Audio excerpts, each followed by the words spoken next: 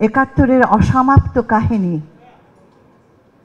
24 সমাপ্ত করবে। তার সার্বিকতা নিয়ে আজকে কথা বলবো না, এবং পিনাকির সাথে নিশ্চয়ই আমার রাজনৈতিক মোকাবেলা বলবো, সমালোচনা বলবো, আলোচনা বলবো, বাদ বিতণ্ডা হবে, আজকে নয়। যখন এখান থেকে আমি বেরিয়ে যাব, সেখানে গিয়ে দাঁড়াবো, সেদিন আমার ওর সাথে আলাপগুলো হবে। আজকে যেটা বলতে চাই সেটা হচ্ছে, এই প্রান্তে এই মুহূর্তে এখানে দাঁড়িয়ে আমি স্মরণ করতে চাই, আপনাদের সকলের মতো আমিও স্মরণ করতে চাই আমাদের 71-এর মুক্তিযোদ্ধাদের, যারা প্রথম সারিতে আজও বেঁচে আছেন আমাদের মাঝে। গর্বের সাথে বলতে চাই, অনেকে তোমরা যারা পিছনে আছো, তোমরা ওনাদের কাহিনী দেখোনি, আমি দেখেছি। আমি 71-এর প্রজন্মের, আমি 71 দেখেছি, আমি 24 দেখেছি। 71-এর পর আমার দৃষ্টিতে আমরা স্বাধীনতা এনেছি। এই বীর যোদ্ধারা সেদিন যুদ্ধ করে দেশটাকে স্বাধীন করেছিল। বারবার এই কথা বলি, আবারও বলছি, দেশটিকে আমরা গড়তে পারিনি। সেই কারণে আমার জন্য 71-এর অসমাপ্ত কাহিনী 24 সমাপ্ত করতে হবে। বারবার যুদ্ধ করব, বারবার আমাদের তরুণরা মরবে, বারবার আমরা, হ্যাঁ, তারপরেও দেখা যায় অন্যায় যখন চিরকাল, তখন মুক্তিযোদ্ধারাও চিরকাল। তারা ফিরে ফিরে আসেন, সমাজকে, দেশকে, শিশুকে একটি মুক্ত দেশ দেওয়ার চেষ্টায়, এবং আমাদেরকে নতুন করে বিভোর করে দেয় সেই স্বপ্নে। সাম্যের কথা বলেছে পিনাকি। কোথায় সাম্য আমাকে বলুন তো? কোন দেশে সাম্য আছে? কি পেরেছে কি মানব জাতি কোনোখানে সাম্য সৃষ্টি করতে? পারেনি। সাম্য আমার কাছে একটি স্পিরিচুয়াল, মানসিক অবস্থান। সেই জায়গাটায় যদি আমাদের বোধের জায়গায়, আদর্শের জায়গায় আমরা পৌঁছাতে পারি, তাহলে হয়তো আমাদের কাজ হবে সুন্দর।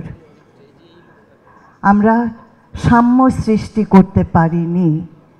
এই সভ্যতা, এই আধুনিক সভ্যতা ভিড় করে আছে পাশ্চাত্য পুঁজিবাদী পিতৃতান্ত্রিকতার ওপর। এই সভ্যতা কোনোদিন সাম্য তৈরি করতে পারেনি। তো এই তর্ক অন্য দিন হবে, আরেক দিন হবে।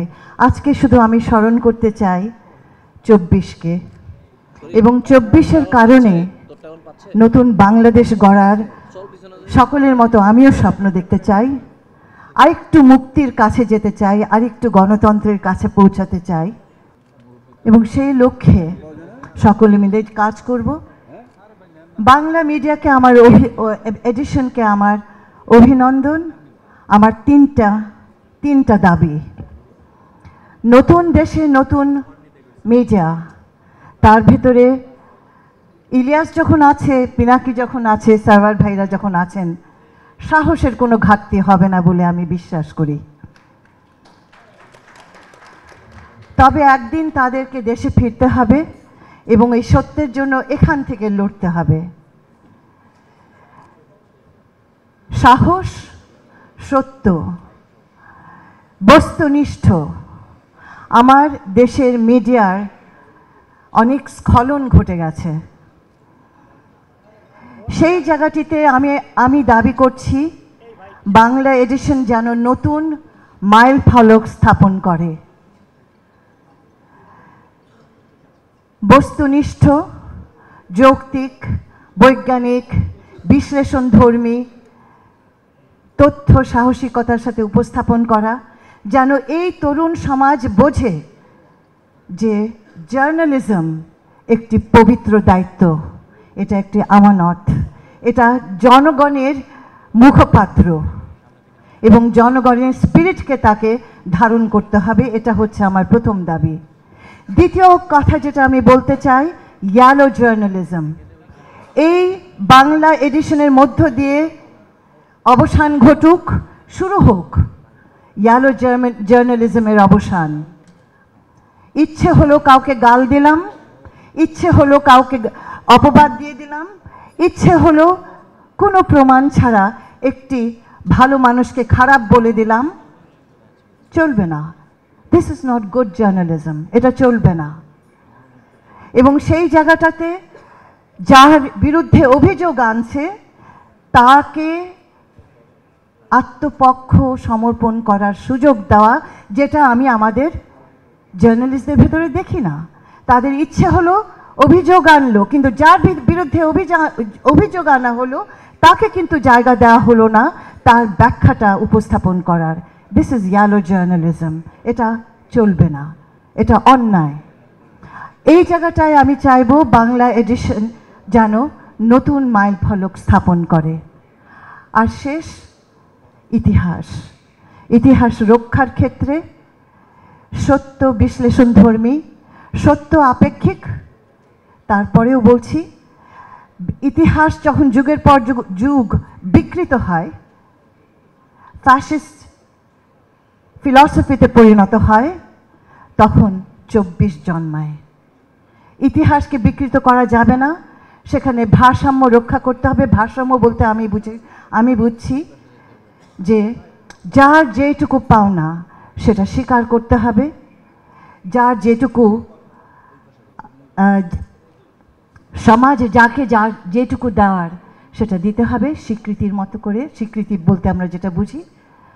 আর যারা ইতিহাসের বিরুদ্ধে যায় তাদেরকেও চিহ্নিত করতে হবে এবং কঠোর ভাষায় সেই কথাটিও বলতে হবে। আশা করব যে সেই সংস্কৃতি আমাদের শুরু হবে বাংলার এডিশনের মধ্য দিয়ে। এখানে আমাদের শহীদ ভাইদের, ছোট ছোট ছেলেদের, আমাদের পুত্রদের, কন্যাদের মা বাবারা কেউ কেউ আছেন, আমি তাদেরকে সালাম জানাই। আপনাদের কষ্টে আমরা কষ্ট বোধ করি, আপনাদের কাছে আমরা আছি। এই সরকার সীমিত সময়ের সরকার, অন্তর্বর্তীকালীন বলা হয়, তবে আমি একটা কথা স্মরণ করিয়ে দিতে চাই, অন্তর্বর্তীকালীন আমরা সকলে, আমরা 1 বছরের জন্য আসি, 2 বছরের জন্য আসি, আর 5 বছরের জন্য আসি, নির্বাচিত হই, আমরা অন্তর্বর্তীকালীন। এটা যেন মনে থাকে যে একবার কিন্তু যেতে হয়, সেই যাওয়াটা যেন সুন্দর হয়, সেই যাওয়াটা যেন মর্যাদাপূর্ণ হয়। আপনাদের সকলকে ধন্যবাদ জানাই। আর আমাদের বিদেশের ইনফ্লুয়েন্সারদেরকে আমার স্যালিউট, তারা এই 24-এর যুদ্ধকে এগিয়ে নিয়েছে। ধন্যবাদ।